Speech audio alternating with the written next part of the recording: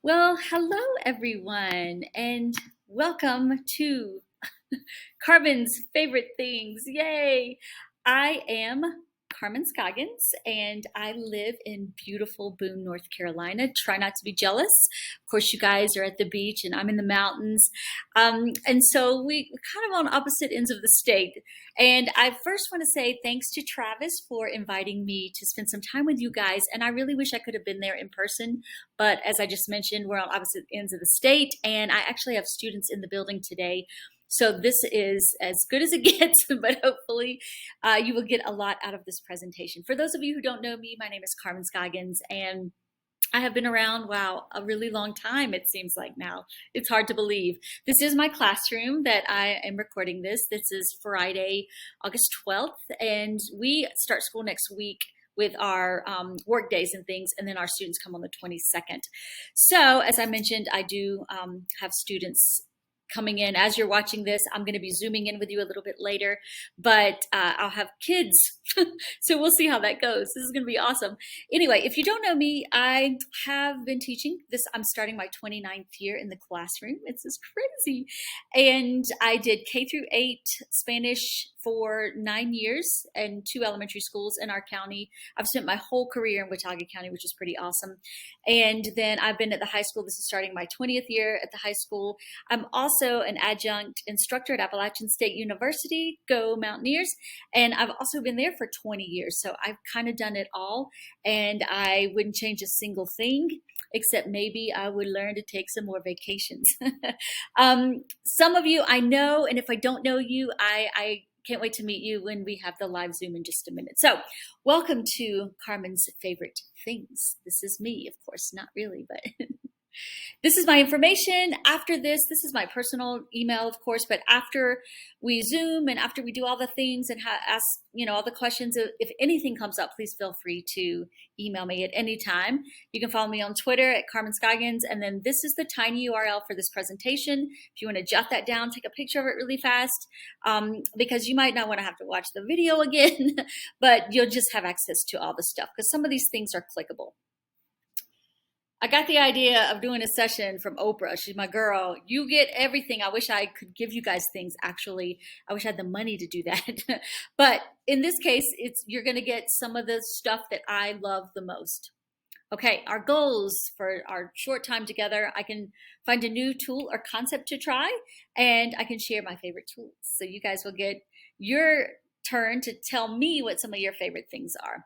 So you should have a sheet that looks something like this. I think by now this will probably be the final the final way it looks. So as you're watching this video, since I'm not going to be doing this live with you, then jot some things down, something I learned that squares with my beliefs, a question or questions that I have going around in my head, and then 3 points not 2, 3 points I will remember. And then use the back or whatever you need to, and just write down anything that comes to mind. And then when I'm zooming in with you live, you can talk to me about whatever you want. So again, I present all the time, all over the country. I've even started presenting a little bit internationally, which is exciting, but this is the first time I've ever done something like this. So you're watching the video now, and then I will chat with you about it in a few minutes, and we'll see how this goes. So we're all guinea pigs today, but let's get started. Okay, so this is going to be divided up into a couple of different sections of my favorite things. And I'm going to start with where we spend so much time, and that's our classroom. So these are classroom faves. And I'm going to break this down into 5 things. And again, okay, let me set the tone for this right now. Not all of the things I'm going to talk about are related to work and school. Now, I work a lot. I work actually all the time. I like to stay busy. It keeps me out of trouble. But some of the things I'm going to talk about that are my favorite things, I just thought you should know about, because we have got to, as teachers, take care of ourselves. And so some of the other things I'm going to mention, like sunflowers, have nothing to do with teaching, but that bring me joy. So I wanted to share all those things with you. So this is how we're going to break this down. We're going to start with Canvas. Now, I don't know, I'm assuming you guys use Canvas as your learning management system. You might use Google Classroom or something else. I'm not sure what you guys use in New Hanover County, but whatever you use, you probably have some kind of thing that helps you stay organized. So if you do use Canvas and are familiar with it, then one of the things I do, and actually I didn't do this before COVID, so this kind of one of the good things for me that came out of COVID, is I create a daily announcement. I don't know why I wasn't doing this before, but best laid plan sometimes. So I create a daily announcement. You can see this is one from the spring.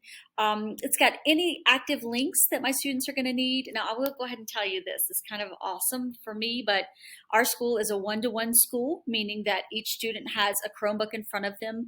So that makes it really easy for the technology. I don't know if you're in a situation that's like that, or if you have to still sign up for the computer lab or whatever. But regardless of if students have the technology right in front of them, this is awesome when kids are absent, or they need to be reminded of something, or they just need a place to go to get things. I'm going to do a couple of other sessions for you throughout the year. And one of the things I'll talk about later on is executive functioning skills and helping kids stay organized. And that's one of the things that I think Canvas helps me do. So I put my Bitmoji, of course, because, I like it. I always post the learning targets for the day, usually just a couple, keeping it simple. And then I end the page with a GIF, just because, or GIF, whichever way you say it. I say GIF, but they just make me laugh, and they're fun, and they're always tied to the theme. And I probably spend more time than I should creating these announcements, but it's something that helps me stay organized. And we'll talk about lesson planning in a minute, but I also do a lesson plan. Okay, something else that is like my favorite thing is that I teach typically levels 1 and 3 of Spanish. And it's kind of what I've done most of my career. By the way, at the university, I teach the methodology class. So that is just so exciting for me to get to welcome new teachers into our profession. And we know this is an amazing thing that we're tasked with to get to do every single day. Even though we get tired and it's hard sometimes, it's a beautiful thing. And so I love sharing what I love to do with future teachers. Okay, enough of that. Back to my classroom. So this is an acronym. I'm way big into acronyms. This is an acronym, Equipos. If you're a Spanish teacher, then that means teams. So my level 3 students work in teams. I started this when my classes were really big, like 30 students. At that level, it's just super hard to get around to every student, so they work in teams, not groups. There's a difference between a group and a team. If you take a minute to process that, everyone's working for the same goal. We actually have professional learning teams. So we have PLTs at our school. You might have PLCs in your respective schools. And so you understand the concept. So I kind of made a PLT out of my level 3 kids. So they have to create norms. They work for the same goal. They do everything together. Not every single thing do they do together. Sometimes they do, stuff by themselves and then come back and report to their team. But this saves me so much time, because once I've done like all the front loading, then they can just work in their teams and support one another. And they love it. Like it's a huge success thing that I somehow created. Anyway, let me tell you what Equipos stands for. It stands for engaging and quality understandings and interactions of people and opportunities in Spanish. Sounds like a bunch of whatever, but no, it's actually very, very beneficial. So this right here is a bulletin board in the front of my room. And I kind of approach this as like a lot of our students are athletes, and so they understand the team concept. And I kind of approach this as, well, this is what we do to get things ready to learn. And then we practice a lot. The big game would be like the summative assessment. And then the locker room is where we would go sit and reflect. And I ask my students to do a lot of reflecting. So this is them working together. And again, this is just something that teaches them a lot of life skills. Sometimes somebody will come to me and say, things aren't really working out with the team. And I'm like, well, you've got to figure it out, because that's real life. And so that kind of works well for me. Okay, flexibility. Now this video came out and it was viral in 2020. We know that 2020 was crazy, and it has been kind of crazy ever since. I don't think things will ever go back to what we used to say was normal, but this is normal now, right? And so one of my other classroom faves is to just be flexible. Let me see if this will play for you for just a second. Let's see if the all-new hurdles have any effect on that perpetually good-natured grin. Oh, takes one to the happy face and still smiling. My goodness, You Johnny, feel like these this? hurdles are brutal. I mean, Check she's this out. taking it like a champ, but it's punishing with a gut. Johnny, a beating. Oh my God! Vicky with a full-on backbend. And Okay, so that's what I mean by being flexible.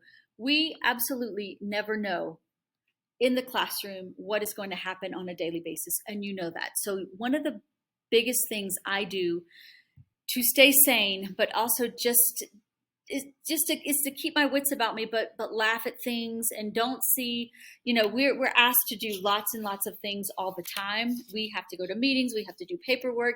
Stay loose, don't let it get to you, because there's a lot going on in the world, a lot of negative stuff.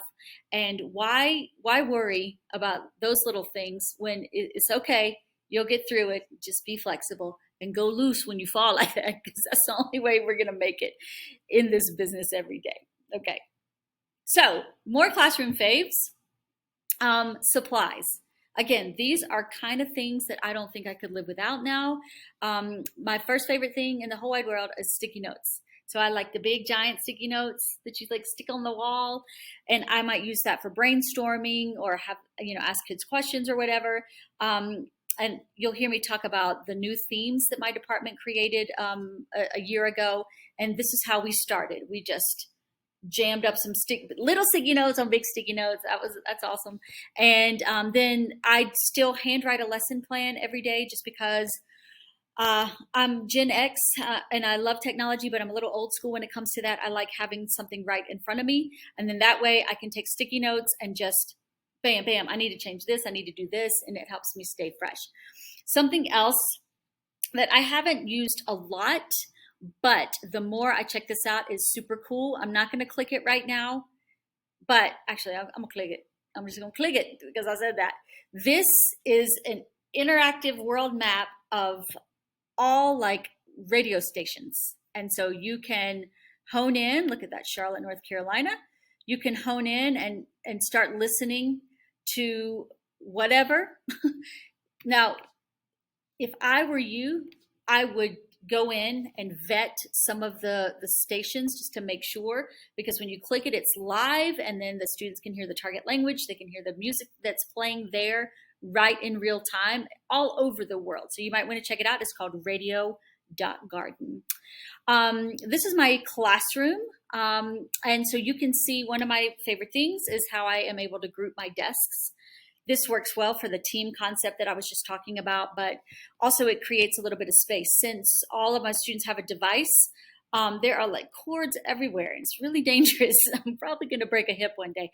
But I try to keep things, we try to keep things organized. The one flaw, you're going to be like, yeah, those desks are so cool. And they are, except there's nowhere for them to put their stuff except for on the floor. And so I'm like walking around the classroom like I'm trying not to step on everybody's stuff. So it's kind of a little bit awkward, but I like it because I can move things around as I need to. Okay. This is a broom. I know, let that sink in for just a second. This is a broom, but I can't live without it now. It's actually to remove like pet hair. Okay. But I don't know if you guys have ever noticed when you sweep your classrooms, and you guys might have some staff to help you sweep, but our school is so big and we just don't have enough people to help. So I sweep my classroom at least once a week.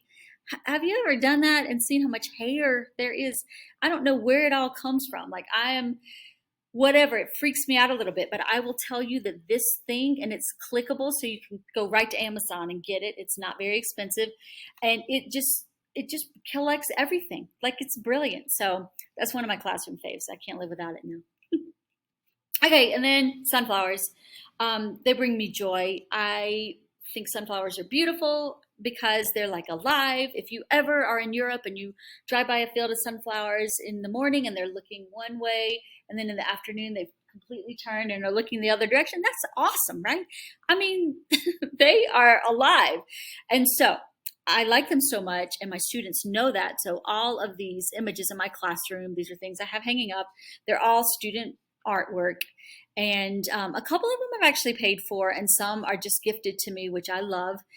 And then when I retire in a couple of years or whenever I finally say that's enough, I have a giant loft wall in my house, and all of these pieces will be framed nicely and hung there. So I will always remember these lovelies that hopefully I influence, and also they're sunflowers. So anyway, you have to have something in your space, in your classroom, that brings you joy. So I challenge you to do that. You probably already have that.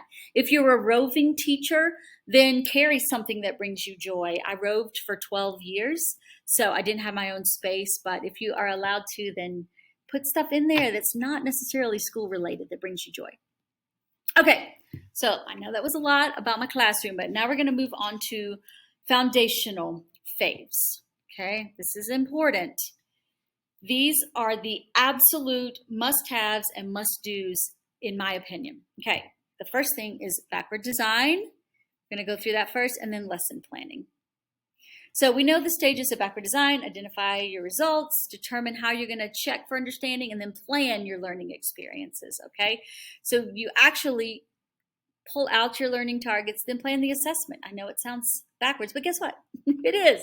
Then you can say, how am I going to help my students get there? Think of this as a GPS. The first thing we do is put in our destination, and then we plan our steps as to how we're going to get there. Okay, and that's the whole concept of backward design. Then, if you've ever been involved with a PLC conference, this is the PLC at work. These are the founding fathers, the DeFores. They suggest 4 questions. So I try to keep this in mind when I'm planning. What do we want students to learn? How will we know if they've learned it? So that's like formative assessments. What will we do if they don't learn it? And then what will we do if they already know it? Now take just about 10 seconds and think to yourself, which of the 4 of these questions is the hardest? Okay, I'm gonna tell you which one is hard for me.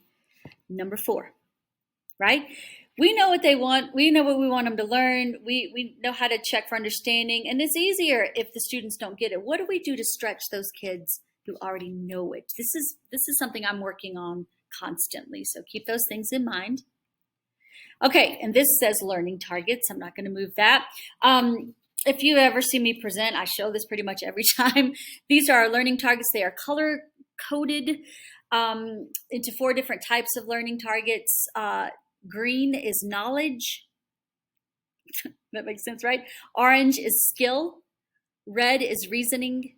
And blue is product.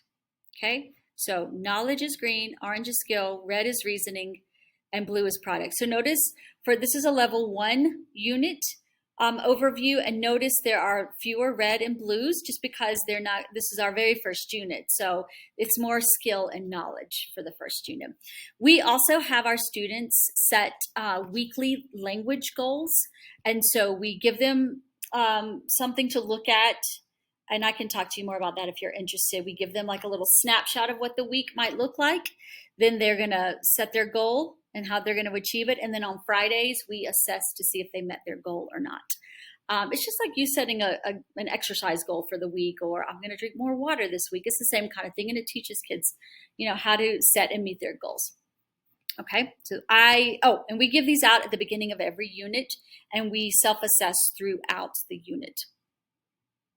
Lesson planning. Okay, so I mentioned that I'm still old school, and I love to write out a lesson plan, a physical lesson plan. Later on, when we're doing the questions, if you're interested, I can share the template that I use. I did get permission to use it, and so it's fine if I share it with you. But it's a backward design lesson plan, which also, again, helps me keep in mind that I need to plan in reverse. But after COVID hit and we had to go on, to remote teaching, and then we started, of course, the fall of 2020. Half our school was here, half wasn't. Just, how it's been. I don't have to tell you guys, you know how it's been. But after that, so 2021, I'm the department chair, and I told my department, we are only a department of 5. We're adding a Spanish teacher this year, so we're a department of 6 now. Yay! French and Spanish is all we offer here at Watauga. But I said, guys, it's time. okay, for us to modernize some things. We are not bound by any kind of textbook, so that's really great. We haven't used a textbook here in about 15 years. So we have a lot of freedom. And so I said, since things are so chaotic, let's just kind of not start over, but let's really think about what we want our students to know, be able to do, and understand at the end of levels 1 and 2. We are currently working on levels 3 and 4. So we did this all last year. We created 4 units of study per level. So right now I'm talking levels 1 and 2. This box, when you have access to this presentation, this is linked so you can check out kind of how we set everything up with our essential questions and our forms and functions and things like that. You can check it out, but you can see how they're set up: curiosity, identity, activity, and community. And then level 2, generation, evolution, exploration, and direction. And so we kind of were able to tighten up our ideas without losing anything that we wanted to teach. But here's the beauty of how we did this. We do not have just a family unit and a house unit. We do not have a unit dedicated just to school. We do not have, we spiraled these themes so that we can introduce something really in the first unit, and it's going to carry and it's going to follow along with them to the end. With the identity unit, that's actually when we talk about family members and our circles of influence, because we know not everybody feels awesome about their families. And so we really, really, really went big without going too big. And we polled our students. We asked them what do you want to learn about in the first place? And they gave us some ideas, and then this is what we came up with. So everything spirals through, everything is repetitive. And here's the beautiful thing about all of this. We do not teach like discrete grammar anymore. We don't teach verb charts. We give them language they need as they need it, and then it just becomes part of what they're able to do. And it has worked out so beautifully. So if you have questions about this, because this is a lot, and it's kind of a different way to approach things, just write it down and you can talk to me about it in a minute.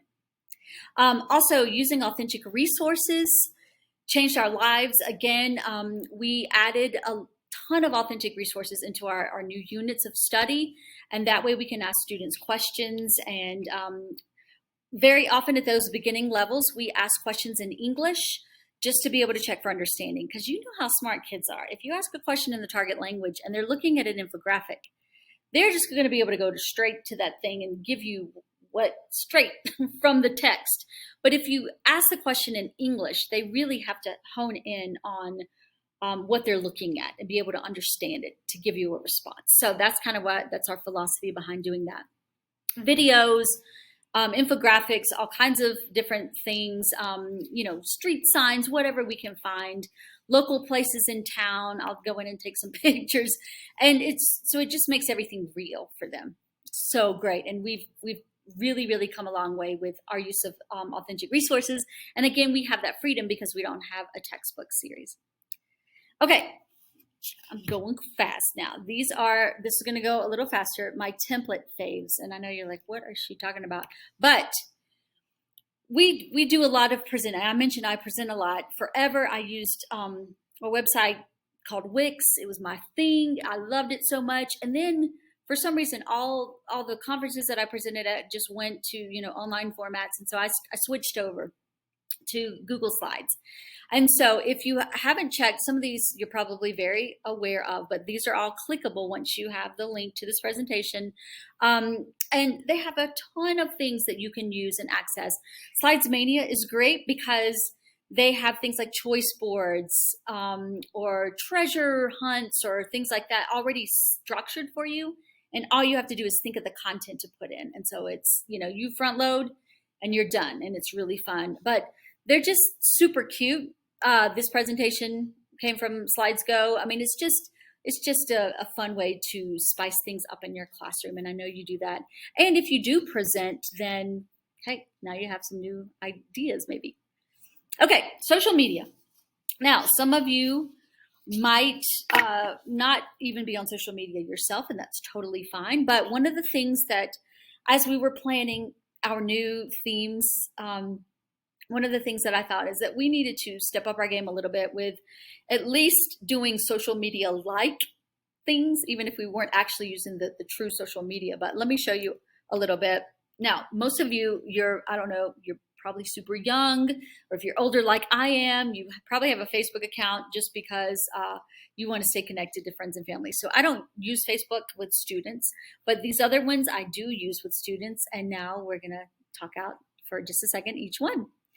Okay, so Twitter is cool. And again, I use it to find authentic tweets. So you know what authentic means, right? That the material was created by native speakers of the language for native speakers of the language. That's what makes something authentic.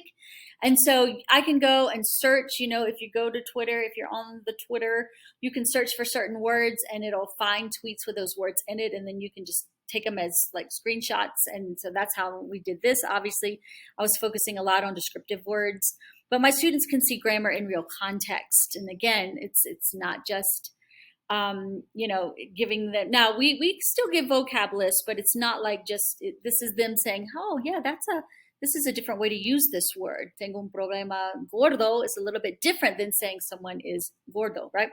And then if you have students create their own tweets, even if it's on paper or a sticky note or whatever, 280 characters is about all that those novice, mid, novice, high students can say anyway. So that kind of works well.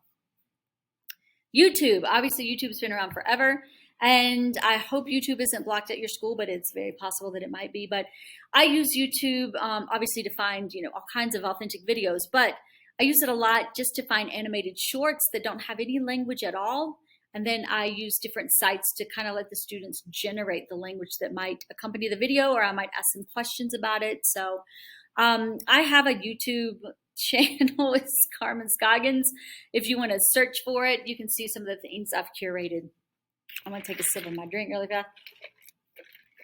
Okay, so that's YouTube. Instagram is really hot for young people. They like it too. So I use it to follow influencers like Alvaro Soler or Jose Andres, who's going to be one of the keynote speakers at ACTFL this year. And I'm just freaking out. I'm going to fangirl hard when I'm up there. But I also have a classroom Instagram. I don't use it all the time. But the way I use it is I ask students to try to keep a connection with the language outside of the classroom. And so if they see something in our community, they'll direct message me a picture and I post it. So it's all very safe. I have to post everything, all the pictures, all the images at least, and then they're allowed to comment. But it's pretty safe. I've never had any concerns. And not everyone participates because they don't have Instagram. They don't have to. This is just for fun. But lots of ways you can use Instagram, and you can have your students do Instagram-like things. And I'm going to do a tech session for you guys later on, and I will show you how I do those things too. Snapchat. I use Snapchat just for the filters. Now, these filters are silly, and then I made memes out of them, of course. But a lot of the Snapchat filters make your skin look really good. And as I age, I'm like, yes, I'll take that. Now, some of them make you look like you're 100 years old, which freaked me out a little bit. But so one day when we were doing descriptive words, I asked my kids to grab their phones and go to Snapchat. Most of them have it. If they didn't, then I'd let them use my phone, or they could share their friend's phone. They found a bunch of funny filters, took some pictures, airdropped them to me, and then I made a presentation, and that's what we used to describe each other. And it was just fun. So it's good. TikTok. Okay, I'm not going to lie. I resisted for so long to get on TikTok, but now it is such a guilty pleasure. I only allow myself 10 minutes a day to be on it because there is so much funny stuff out there. And once it sees the kind of videos you like, those kinds of things pop up. You can use them to find actual things in the target language, like this is a list of phrases in Catalan versus Castellano. This guy is a teacher. He's hilarious. So I use TikTok for comic relief a little bit. And then when we were doing action words, so verbs, I was like, why don't we just make some TikToks? And thinking that students were just going to use their video thing on their phone and then just airdrop them to me. But they actually put them on TikTok.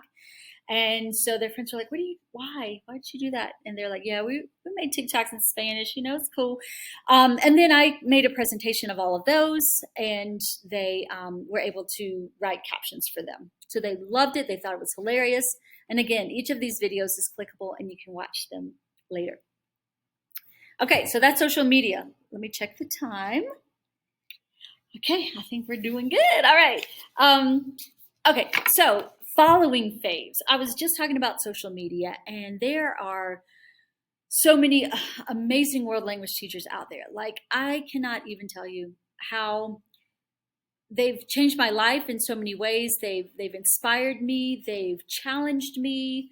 They frustrate me sometimes, and I think, man, I need to think differently about stuff. But let me show you a couple of people that I follow, and most of these are Spanish teachers. And again, I apologize to you guys that are teachers of other languages. All of my examples are in Spanish, but I can help you. I can put you in touch with French, German, Mandarin teachers, whatever your language is, or I can do some research for you and help you out in that way if you want me to. But I will tell you, the reason this woman, Leslie Grant, is at the top is because she is amazing. Okay, at least write this down. If you just Google Gran for Lang, her website's going to come up. She's got a Pinterest board that is to die for. She has curated all, I was talking about authentic resources. So many authentic resources on every topic imaginable in multiple languages. I'm talking about all kinds of languages. That's where I would start if you're, looking for something authentic. Although I typically just type in infografia, familia, and then my stuff comes up that I need. But if you're looking for things that are a little bit more obscure, go to her Pinterest page or go to her website, Gran for Lang, and see what she has to say. She also has a million ideas. Meredith White is in Atlanta, Georgia. Phenomenal. And she's got a ton of stuff that she shares freely. She's one of those teachers pay teachers for free kinds of people. That's my kind of girl. I give my stuff away for free. We have a hard enough life. Okay. Florencia Hinshaw is a technology giant, and so she's someone that I'm starting to follow, and she's really, really good. Anne-Marie Chase is another one who has all these fantastic ideas. If you are on Twitter, then you could participate in Lang Chat. It used to be once a week. I haven't done it in a long time, but there's just a lot of stuff out there and a lot of people out there that are amazing. So let me know if you have any specific needs, and I'll see if I can put you in touch with somebody. But these are the people I go to first. Okay, student-friendly Faves. Check them out. That's how our kids feel in the language classroom.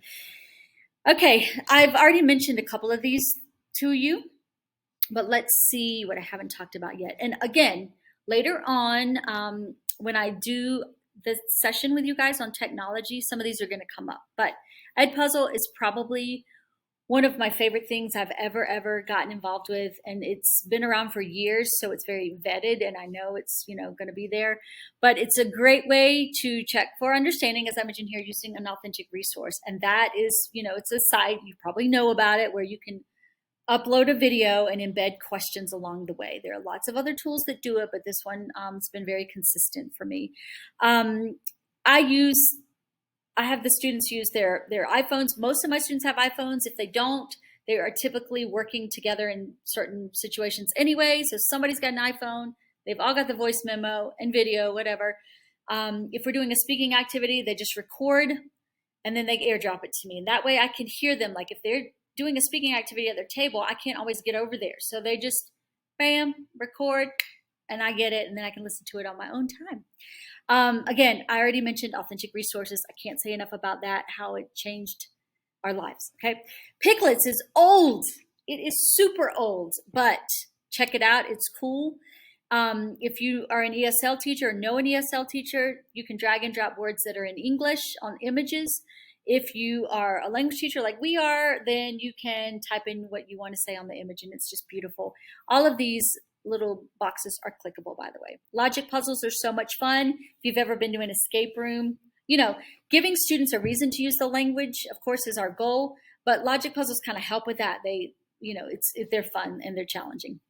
And let students choose as much as possible because if they feel some autonomy if they get to pick the different things. So I do as much student choice as possible when I'm planning. Probably once a week, I let students choose between activities. Okay. All right, formative faves. How do you check for understanding? Now, I'm not going to spend a lot of time with these because you guys know these tools. GimKit, BlueKit, quizzes, whiteboard, formative, and Wiser are my go-to consistent ways I check for understanding. Of course, these are more game-like. Whiteboard is easy. It literally, if you don't have physical, boards that you have kids use dry erase markers on, whiteboard is something, if you have the technology, they could do it on their phone, they could do it from a device. I use that site a lot for drawing. I'll make a sentence or do some kind of, description of something, and they have to draw it. It's hilarious, and then you can reveal what everyone drew. Now, be careful with that because you have to have a conversation about making sure everything's appropriate, but, I haven't ever had any trouble. So hopefully if you choose to do something like that, you won't have any trouble either. Formative is formerly Go Formative, and you're probably familiar with that. Again, each of these little icons is clickable. Wiser markets itself as an online worksheet, but it's so much more. So you might want to check that out. Again, some of these tech tools I'll talk to you more about in the tech session I'm going to do for you. But check them out. Easy ways. The free versions are fine, and just see what you're interested in. Or if you have more questions, write them on your sheet, okay? And I'll talk to you more about it during the Zoom. Sustainable faves, okay? These are things that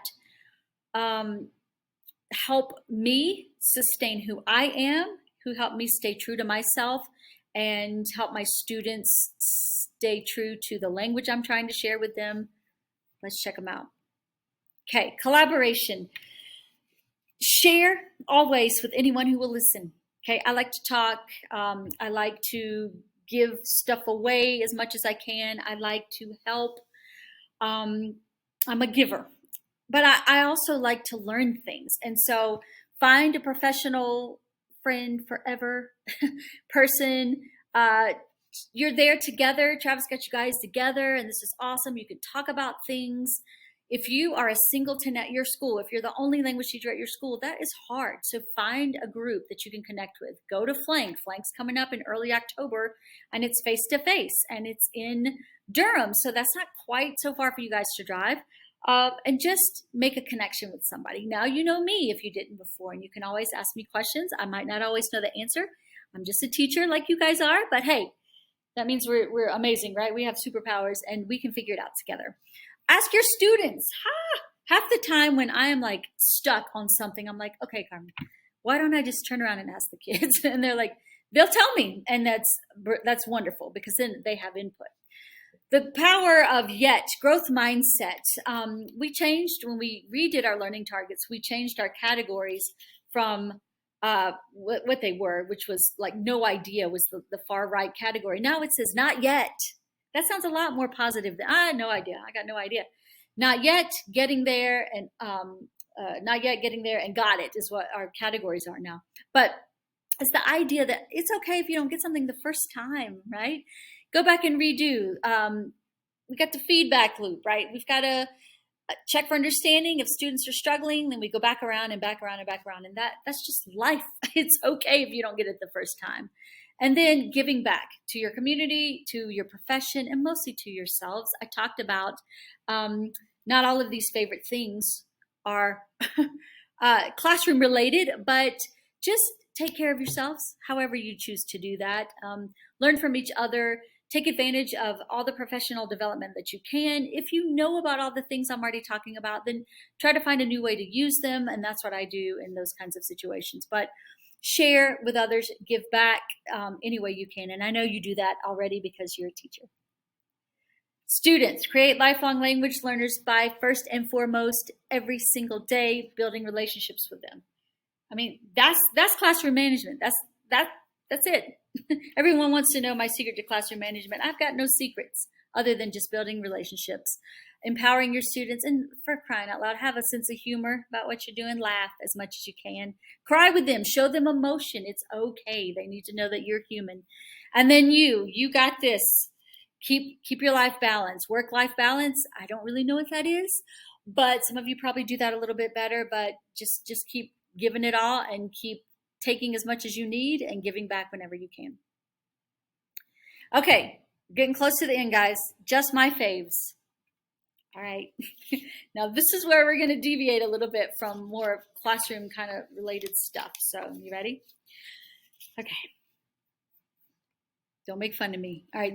Now each of these icons again are clickable. If you have the presentation link, these are some of my very favorite things that help me. And I unfortunately like to shop. I should have put Amazon up here because like if I don't have at least 2 packages coming a week, something is wrong. And I sometimes get more than 2 packages a week and then I think I have a small problem, but it is convenient, right? If you're not familiar with Kitsch is a site for hair, and it's when COVID hit, it's where I bought all my masks and satin pillowcases, but it's really nice and it's not super expensive and it's a very good sustainable company. Stitch Fix, you might have heard of too. It's where you can get clothes online. You have a stylist, they'll style you up, send you a box of stuff, or you can just go to the site and order what you want kind of on demand. So that's kind of cool. Sugar Paper is a company that's stationary. I buy the cute little notebooks that they make, planners, baby books, just really well done, very high quality stuff. And they have a lot of supplies. Now the site itself is a little bit expensive, but they have a lot of supplies at Target. Now I don't have a Target where I live. It's a shame, but check it out if you're interested in stuff like that. Audible, again, I could not live without Audible. I'm in the car a lot these days, and now since COVID's kind of loosening up a little bit, and anytime I'm on the road, I'm just listening to an Audible book, whatever I want, a podcast, or whatever. Typically, though, my favorite thing is a mystery thriller. I just don't want to know what's happening until the very end. Also, again, this might sound very, very bizarre. You're like, what is she talking about? But I have a special alarm on my phone. Again, these are clickable. So I never got married. I don't have any children. And so it's just me at my home. And so in the mornings, you know, if you have a lot kind of a chaotic situation going on in the mornings, it's probably easier for you to get up, honestly. But me, it's so quiet where I live in the woods. And I'm like, oh, I can't, this alarm's not cutting it. So I found this alarm that allows me to talk. I know you think something's wrong with me, and so I always record the night before. I don't plan what I'm going to say. I just record something so that I'll hear my own voice the next morning. Because I really think that helps me get up. And I say something positive. I usually start with good morning, sunshine. And then I'll say, don't forget you have this meeting, and just have a great day. Don't forget to do whatever after school or whatever, and don't forget to be grateful. I usually say something like that reminds me that I need to just give my all, and it just depends on what's going on in my life as to what I say, but it's always very upbeat, and it's kind of a fun way for when I hear my voice, I'm like, oh, I got to get up now, but it's kind of it puts a smile on my face. I mentioned Bitmojis. I like my Bitmoji. If you put the Bitmoji app in the target language that you teach, you can create Bitmojis in the language. So that's really cool. I use them a lot with students in the target language. Snapchat filters, I already said the filters are good for your face and stuff, but I use them to do all kinds of things with students. And GIFs, I'm gonna use a GIF whenever possible because they make me laugh, they're fun, they're moving. You can use them with students, they can make their own. There are lots of different apps, even sites online that we can talk about if you're interested, where they can make moving things and talk about them. So it's really fun, and they just make me happy and laugh. So those are just some of my faves. A couple of other things as we round this out. Yes, okay. My favorite book, now I probably would have said my favorite book of all time was To Kill a Mockingbird. Then I read A Man Called Ove. And it's brilliant. If you haven't read Fredrik Backman, Swedish writer, it's just good. It's good stuff. It's a feel-good kind of, wow, a lot. It's good. This is my favorite animated short to use with students, so you can check that out. Some of my favorite apps are that I've talked about. I didn't talk about Word Swag. You'll have to see what that's all about. Lets you do fun things with words. iMovie, of course. You can make iMovie trailers to introduce a topic. I've done that a lot of times, and it's super easy. It makes it super easy if you have an iPhone. My favorite classroom management tool, building student relationships. That's all you got to do. I'm 5 feet tall, okay, little. 5 feet tall. All my kids are bigger than I am. I'm like their height when they're sitting down, and they stand up and they're like twice my size.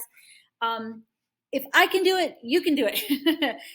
Just let them know they're loved, and that you're happy that they're there every day, even though you might not be every single day, but they need you. I promise. Okay. Find out who you are and do it on purpose. Dale, queen, right? Life is short. Take the trip, buy the shoes. You know I'm going to, and eat the cake.